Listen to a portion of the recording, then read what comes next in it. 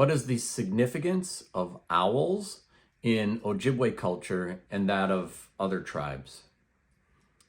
So I do think that owls are often misunderstood in some of the discussions about indigenous cultures. For the Ojibwe, the owl is not a bad creature. However, owls are seen as messengers, and usually the nighttime birds and four-legged animals are viewed in a certain category, because for the Ojibwe, our daytime is like nighttime for the souls of the departed, and our nighttime is like daytime for the souls of the departed. And so there are a lot of sayings in the Ojibwe culture, like don't whistle at night, because a whistle is a call. And if you call out at night, then our departed relatives might think we're calling to them and they might call back to us. So it's kind of like invoking bad karma or something like that. And so that's often an admonition, especially to children. Usually people will tell their children when the sun sets, it's time to settle down, come inside, it's rest time for little ones, and we will not try to mix the world so much.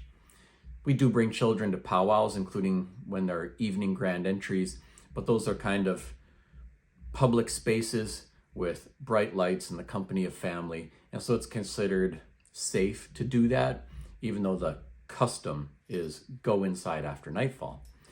Because most species of owls, in our area, it's pretty much all the species of owls travel and hunt by night. We do have an exception here with the snowy owl, which does hunt during the daytime and travel during the daytime often, and is viewed in a somewhat different category than some of the other owls, seen more as a daytime bird. However, because owls move around at night, as do coyotes and other creatures, sometimes they're seen as having more affinity with those who have changed worlds and have passed away.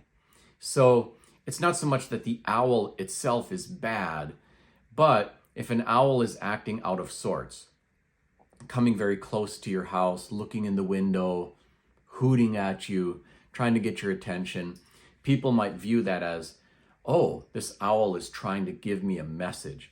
And the message might be understood to be associated with death or loss. So for example, if there was an owl coming to the window and hooting around and looking at me, I might get a little freaked out. And the response would usually be to take some tobacco and put out tobacco and ask for good things and protection for the family.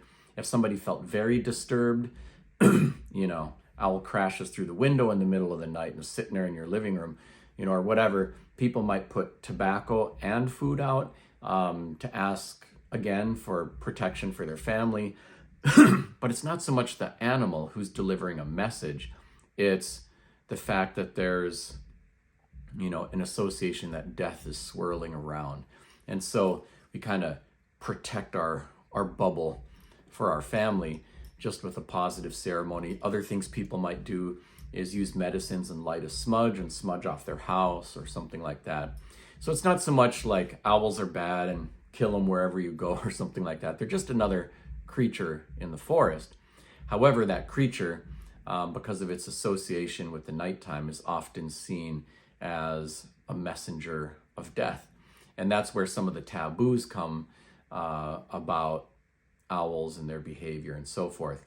Other tribes may have different teachings and different beliefs, and I'm not an expert on every tribe's culture, but I have spoken to numerous people, both in the Southwest and the Plains, who have somewhat similar beliefs about the owls being associated with night and night being associated with the souls of the departed. Miigwech.